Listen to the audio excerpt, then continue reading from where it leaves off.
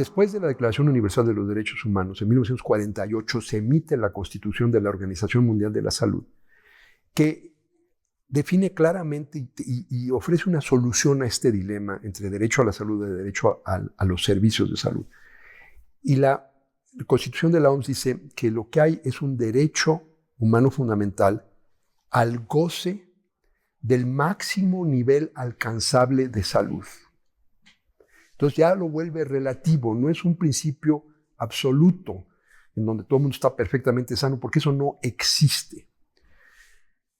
Y creo que esa es la forma de conciliar, porque uno de los factores principales que determina el máximo nivel alcanzable de salud es que también están organizados tus servicios y qué tan accesibles son a las personas. Para mí, la respuesta a ese dilema es definir lo alcanzable, dado el estado de la tecnología y de la ciencia y la tecnología, y establecer en un país con la organización óptima que tuviera, dado sus recursos, qué tanto sería alcanzable y hacer ese estándar relativo al nivel de desarrollo de un país, pero siempre estableciendo la posibilidad de un incremento gradual de lo alcanzable, tanto por avances de la ciencia y la tecnología como por avances en el desarrollo económico de un país, sino volverlo una definición estática.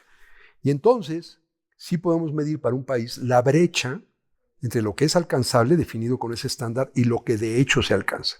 Vamos a decir en términos de esperanza de vida o de mortalidad infantil o de mortalidad materna, cuál es el deber ser realista y cuál es el ser actual.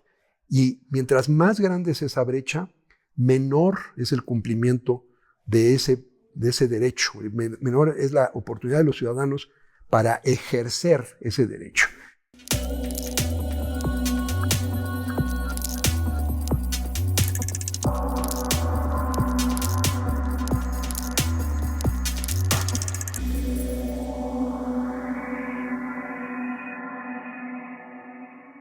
La experiencia mexicana es muy interesante. Después de la fase armada de la Revolución Mexicana, cuando se están construyendo las instituciones de México moderno, hay una enorme preocupación con la salud. Y la razón es muy explicable. Durante la Revolución Mexicana se perdió el 10% de la población mexicana. O sea, si tuviéramos la población de hoy, querría decir que casi 15 millones de personas habrían muerto. Bueno, era una población mucho menor, como de 10 millones, pero se murió el 10% de esa gente. La gran mayoría se murió no por los balazos de la revolución, sino por las enfermedades. Tanto el desarreglo del país, el estar en una situación de guerra civil, propició la diseminación de muchísimas enfermedades infecciosas, hubo epidemias de todo tipo, y además, durante la fase armada, ocurrió la pandemia de influenza de 1918-1919. El hecho es que salimos de esa fase armada con los mayores niveles de mortalidad que habíamos tenido, de los que hemos tenido memoria reciente. Y por lo tanto, el tema de la salud y el tema de cómo garantizar una sociedad saludable está incluido en la forma, de manera central en la Constitución mexicana, al grado que la Constitución establece, basado sobre antecedentes previos, pero establece un órgano de rango constitucional, el Consejo de Salubridad General, que interesantemente lo ubica como un órgano híbrido entre el poder ejecutivo y el poder legislativo, al cual le da facultades muy amplias, sobre todo para dictaminar la acción pública en materia de emergencias sanitarias. El trauma de las repetidas epidemias y la pandemia del 18 y la devastación que ocasionaron hace que el constituyente busque esta fórmula intermedia muy original, entendiendo que no quería darle el poder al Ejecutivo por el riesgo de que se abusara de una emergencia sanitaria para limitar las libertades individuales, pero tampoco se lo quería dejar al Congreso por lo que en lo que se deliberaba la mortalidad podía crecer. Entonces crea este órgano intermedio que es una figura muy interesante. Se crea la primera Secretaría de Estado dedicada específicamente a la salubridad primero y a la asistencia, a la Secretaría de Salubridad y Asistencia. Eso ocurre en este año fundacional de las instituciones de salud en México, que es el año de 1943. Ese año se establecen las 3 pilares del sistema contemporáneo de salud en México. La primera Secretaría de Estado especializada, entonces llamada Secretaría de Salubridad y Asistencia, hoy Secretaría de Salud, el Instituto Mexicano del Seguro Social, queriendo garantizar como parte de los derechos laborales el componente de atención a la salud, y el primero de los institutos nacionales de salud, que fue el Hospital Infantil de México, que fue seguido en rápida sucesión por el Instituto de Nutrición y el Instituto de Cardiología. Eso, por cierto, nos dice que en la concepción inicial del sistema contemporáneo, la ciencia estaba presente a través de los institutos, que se han vuelto la principal órgano de la investigación científica en el sistema de salud mexicano, junto con los 2 pilares de la salubridad, el saneamiento general, la atención a los grupos pobres y los derechos de los trabajadores. Y así nace nuestro sistema de salud. Hay una visión súper optimista del futuro porque el presidente Ávila Camacho y el primer secretario de Salubridad y Asistencia, el doctor Gustavo Vaz, declaran que la asistencia es un paso temporal porque con el avance de México, eventualmente todo el mundo va a trabajar en alguna industria y todo el mundo tendrá seguridad social. Es un paso provisional hacia la seguridad social universal.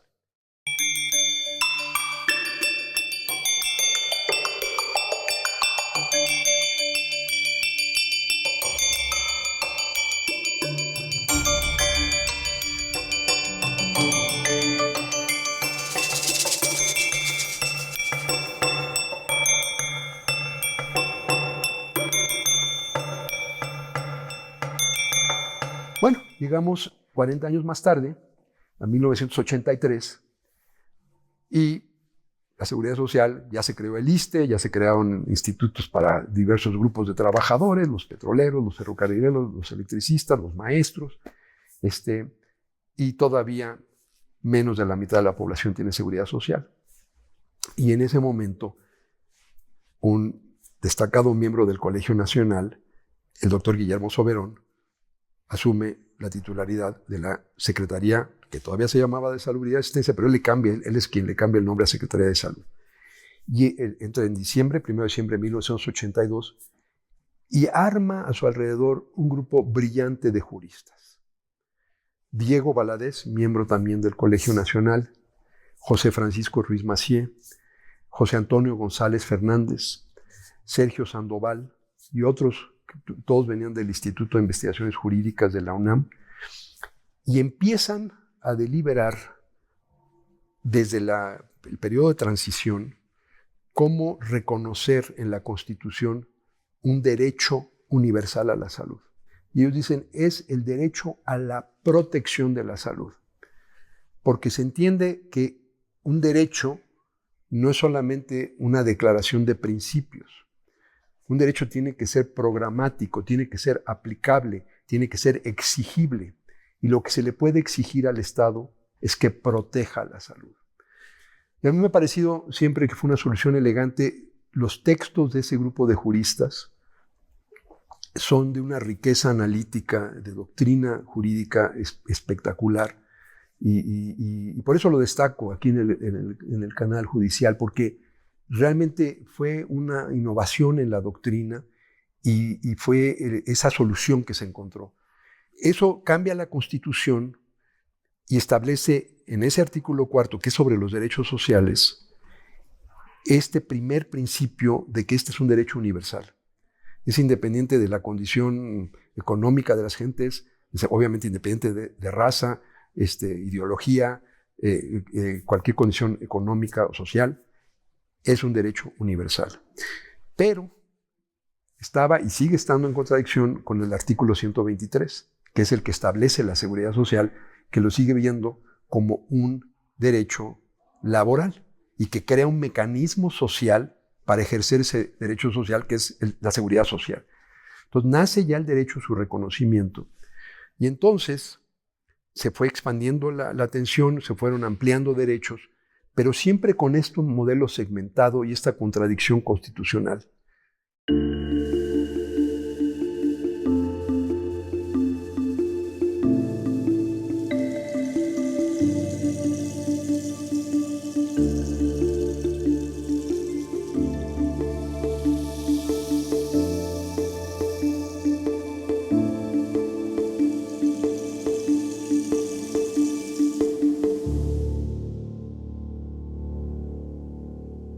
Así llegamos ahora, 20 años después, a 2003. Por alguna razón, todas estas efemérides terminan en 3. 1943, 1983, 2003. Son los grandes momentos. En el año 2003 era ya yo secretario de Salud, y como yo había vivido esas reformas y me había beneficiado de la sabiduría de este grupo notable de juristas que acompañaron la reforma, dimos el paso siguiente, que fue crear un mecanismo homólogo para la población no asalariada que estaba excluida de la seguridad social convencional, crear un mecanismo homólogo. Y entonces se reforma la Ley General de Salud y, basado en el concepto de protección, que ya estaba de 20 años antes, crea ahora no solo un mecanismo para reconocer, sino para ejercer el derecho en forma igualitaria a los trabajadores asalariados que tenían la seguridad social. Ese mecanismo se llamó el Sistema de Protección Social en Salud. El término que se usó en el programa operativo del Sistema de Protección Social en Salud fue el Seguro Popular. Y su objetivo principal era, elaborando el concepto de protección, introducido a la Constitución mexicana 20 años antes, crear un mecanismo para que el ejercicio fuera no solo universal, sino igualitario, con un mecanismo de aseguramiento. Y ese es el concepto de protección social en sentido amplio. Concentrándonos solo en lo que es médicamente necesario, ningún sistema de salud tiene los recursos para ofrecerle todo a todos. Entonces, es un ejercicio de responsabilidad, y todos los sistemas de salud más avanzados, ser explícito. Y nosotros lo hicimos. Y creamos un Catálogo Universal de Servicios Esenciales de Salud, o CAUSES, que explicita las intervenciones que serán cubiertas en lo que llamamos servicios esenciales, lo que se llama primer nivel de atención, la atención ambulatoria, las clínicas y los centros de salud, y la hospitalización general. Y luego, que eso cubría el 99% de los servicios para condiciones que son frecuentes y de baja complejidad y costo. Todos los servicios preventivos, la atención de parto, la cirugía general, frecuentes, baja complejidad y costo. Pero en salud también tenemos lo opuesto. Muchísimas condiciones, problemas de salud, que están creciendo con la transición epidemiológica de México, como el cáncer, como la diabetes, como los problemas cardiovasculares, como los problemas de salud mental, que son menos frecuentes, aunque algunos de estos son muy frecuentes, pero donde las intervenciones son muy costosas. Y que para una persona en lo particular, si sufre una de estas enfermedades, como son crónicas y de duración larga, pueden arruinar y llevar a esa familia a la catástrofe financiera. Entonces creamos, en paralelo al CAUSES, el Fondo de Protección contra Gastos Catastróficos, para cubrir. Y hacia el final del Seguro Popular, en el CAUSES, en lo que cubría primero y segundo nivel, los servicios esenciales, como digo, es el 95% de la demanda por servicios, estaba cubierto, estaban incluidas casi 300 intervenciones puntuales, que es casi todo lo que se ofrece en primero y segundo nivel. Para el Fondo de Protección contra Gastos Catastróficos se hizo un fondo actuarial de reserva para que esto fuera una reforma fiscalmente responsable.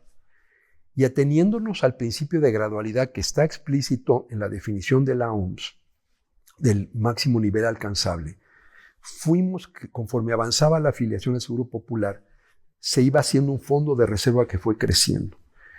Para el momento en que se desmanteló el Seguro Popular en 2019, cubría más de 66 intervenciones de alto costo, incluyendo todos los cánceres para niños, los cánceres que afectan preponderantemente a las mujeres, como cáncer de mama, cáncer cervicuterino, una gran cantidad de problemas cardiovasculares, las complicaciones de las enfermedades más graves y crecientemente comunes en México. Por cierto, hubo un tercer fondo, que es el Fondo de Servicios a la Salud de la Comunidad, para poder invertir y proteger las inversiones en todos los servicios preventivos.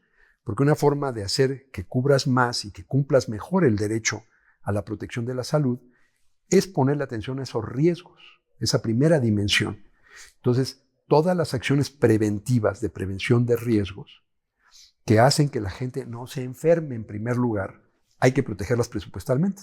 Entonces acabamos con 3 fondos. Un fondo para servicios de salud a la persona, estos servicios esenciales, servicios de salud a la comunidad, todo lo preventivo, y fondo contra gastos catastróficos.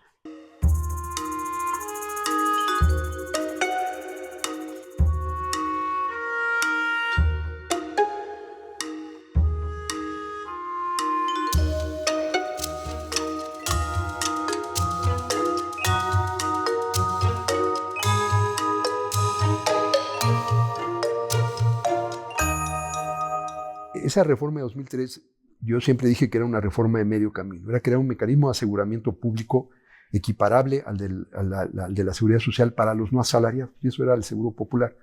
Entonces, homologamos financieramente los 3 seguros públicos. Seguro popular para los no asalariados, seguro social para los asalariados del sector privado de la economía e ISSSTE para los asalariados del sector público de la economía. El siguiente paso, con estos acotamientos que he descrito, hubiera sido, y debe ser todavía para México, integrar esos seguros y ya homologarlos completamente para que México realmente llegue al ideal anhelado, que es el ejercicio universal e igualitario. Es la protección de la salud, pero es la protección igual de la salud. No hay ciudadanos de primera porque son asalariados y ciudadanos de segunda. Es protección igual para todos y todas. Ese es el gran objetivo final al que debemos aspirar.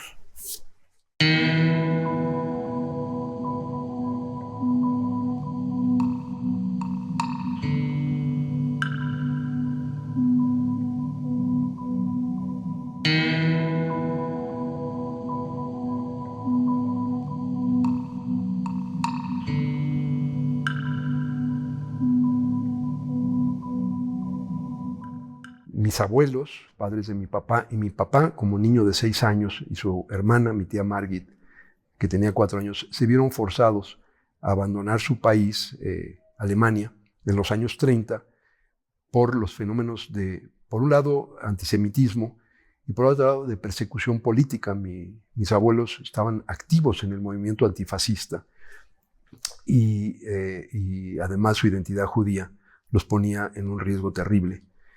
Y entonces decidieron irse. Mis abuelos tenían estos 2 hijos pequeños, uno de ellos mi padre de 6 años y otro mi tía de 4 años. Y en el momento de explorar a dónde ir, encontraron el camino abierto a migrar a un país que era mucho más pobre en términos de recursos materiales que el país que abandonaban, pero muchísimo más rico en lo que realmente importa, que son los conceptos de solidaridad. Es fácil ser generoso hacia los familiares, hacia los amigos, o hacia la gente que se ve y piensa y se comporta como uno. Lo difícil es ser generoso con los extraños. Y el principio de derechos universales es justamente la articulación en términos de lo que la gente puede esperar como un derecho fundamental de ese principio, de que no somos extraños, de que hay cosas que nos hacen universalmente iguales. Es la igualdad jurídica radical. Es ese principio de que ante la ley somos iguales independientemente de cómo nos veamos, y que por lo tanto podemos ser generosos los unos con los otros, solidarios, apoyarnos, aceptarnos, incluirnos más allá de cómo nos veamos o cómo sonemos o cómo recemos o cómo hagamos el amor. Esos son los principios de universalidad, y eso es lo que a mí me ha motivado a luchar por esto. Eso fue lo que me ha motivado mi paso por tanto la academia como mi paso más breve por las políticas públicas. Eso fue lo que inspiró las reformas que se hicieron en 2003, fue esta idea de los derechos universales. Y la idea fundamental de que así como hemos hecho universales los derechos políticos y civiles, el derecho universal, el derecho político por excelencia, que es el derecho al voto, la gente vota igual. No importa si tienen trabajo asalariado o no asalariado, si son hombre o mujer. Fue una larga historia para lograr que el voto fuera un derecho universal. Ese mismo estándar se debe aplicar a los derechos sociales. No podemos ejercer nuestro derecho a la salud o a la educación de manera distinta según nuestra condición laboral o económica o cualquier otro criterio. Deben ser derechos iguales, que se ejercen de manera igual. Y eso es el principio, tiene una raíz en mi propia historia, mi sentimiento de gratitud por la generosidad de los extraños, que salvó la vida de mi padre y mis abuelos y mi tía, e hizo posible mi propia vida. Creo que en esa motivación profunda yo encuentro la justificación de cómo, como médico, me he interesado por estos aspectos sociales más amplios.